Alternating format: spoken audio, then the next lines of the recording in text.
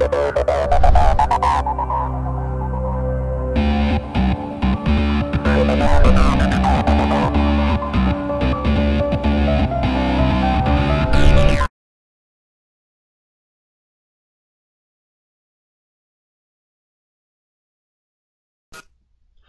switching gears and doing a little gaming on the Amazon Fire Phone was pretty good.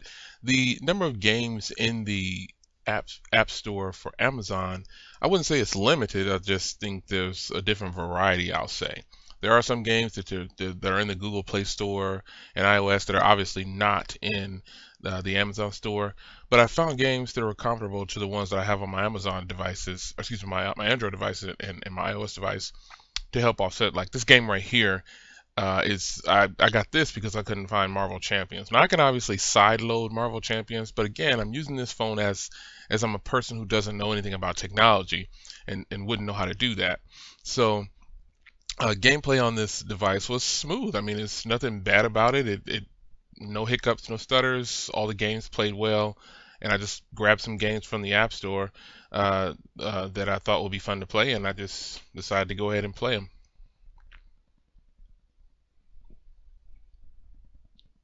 Fighting games and things like that. There's games in there, I guess I'll say, but I just really couldn't find anything that would interest me, except for that one fighting game I just played. I thought it was pretty cool. But here's a little bit of gameplay, and then we'll switch to video. I actually shot a video for the end at 1080p, and the sound quality on that video is fantastic. You can check it out here in just a moment. Here's a video sample from the Amazon Fire Phone. Really cold day out in January. All my plants are dead. And it's cold. I'm going back in the house. It's like 30 degrees. You can see it does have zoom. And there you go. See you guys in the next video.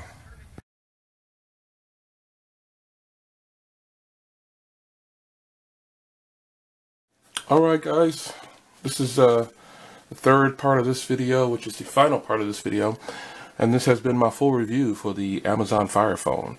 So this phone has done very well over the past week that I've used it straight through. It's a phenomenal device. I definitely can recommend it, and I did this, you know, for no other reason than to prove that sometimes what you read on the internet and what you see on the internet is definitely not what it appears to be. And, you know, that doesn't mean that my opinion is the right opinion, but I'm still just kind of flabbergasted on all the other reviews on this device. And I think that people just didn't give it a chance. I think they were so caught up on what they had read from somebody else. And then if you go into a device and you're looking for it to be bad, it's going to be bad. So I keep an open mind about phones that I review and that I purchase for myself. This phone, I could definitely use it every day, especially with the battery lasting so long. This battery averaged about 4 to 5 hours on every charge. So that is a huge plus. And I just don't see myself not using this phone. You can sideload Android applications. You can sideload the complete Google services. So this is a huge plus. As you saw in the gaming, you know, the gaming on this is pretty good. And I didn't do any intensive graphic games like Asphalt 8, but I just wanted to show the graphics of the gaming, and it's really good. I don't see why a person would not like this phone. I think that the fact that it has Amazon's own overlay like this, and then you can sideload all of the Google services, is a huge plus. I didn't have any issues with sideloading the Google services. There was absolutely nothing that didn't work. And I've really enjoyed using this phone every day. It's not like it's just going back in the box probably like I do all of my phones. If you don't know, I box them up when I'm not using them. What's the purpose of having them laying around? But this phone probably, it'll make it back to the box, but I don't think I could leave it there very long because I've gotten used to the compact size of this device. It's the same size as my Moto X 2014, and the iPhone 6. Now, obviously, the iPhone 6 Plus is a lot bigger, and so, you know, you get used to things like this, and you start to want these fantastic typing experiences and web browsing experiences. So let's point out some things that I don't know if there's very many things that I didn't like, but there are some that really annoyed me. I think this button right here should be gone. This fire button right here, firefly button, because you can also use it as a camera. And so many times have I pressed this button thinking it was the power button, and the power button's up here. I think they should eliminate this button and just have it as an application. And they could have easily put the power button right there, because I think that would be more convenient. It's like your thumb's resting there, but you have to come up here to turn the power button off. And I've done it so many times, I just beyond annoyed with that experience. And then sometimes when I would just be taking the phone out of my pocket, I hit that button, or I take it out of my pocket, and the camera's going. Because if you long press, you get the camera. You press it once, you get the firefly. So that was extremely annoying, to say the least, because it happened nearly every time. I mean, not just sometime, it happened a lot, and I was extremely frustrated with it. But I think that that was like my main, you know, when I pull it out of my pocket, I have to hit the button, turn it off, and that annoyed me so much. It's unbelievable. Also, something else that annoyed me and that I really just couldn't get used to was this phone has a beautiful keyboard, great haptic feedback. Voice dictation is meh, you saw in the other video that I did a few days back. But typing on it with autocorrect, the autocorrect on this device ranks really low with me, because it happened too many times. I'm typing something and it'll show the word that I'm typing, and then, you know, I look up and it's there, and I look down, keep typing a little bit, kind of glancing up and down, and when I hit send, something completely different is going off to the person. So that was extremely annoying, and I have to retype some of the words that should have been there, and that is extremely annoying. That very seldom, if not at all, happens with my iPhones and my Android phones, and definitely not with Windows Phone or BlackBerry. Just BlackBerry is by far one of the best keyboards and autocorrect keyboards that you could ever use. And if you haven't used one in BlackBerry 10, you have no idea what kind of a great keyboard that is.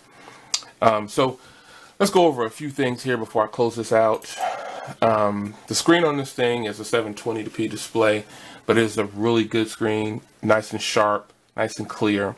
The body on this is by far one of the nicest build qualities.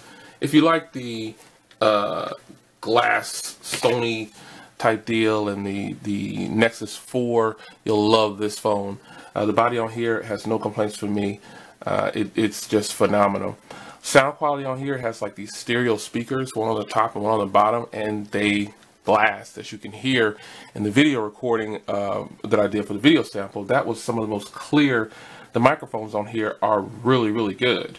I mean, they are sharp, and they pick up the sound quality very well, and you can hear it through the speakers. Very, very, very solid set of speakers on here. Sound from the microphone and the camera is phenomenal. And the speakers is phenomenal. So cameras on here is what I was going to say. The front camera and the rear camera are really good. They both do well. Let me flip it around. You can see the front camera and the rear camera are really, really good. Shout out. So I have no complaints on that whatsoever. I'm extremely happy with the cameras. They are really, really nice.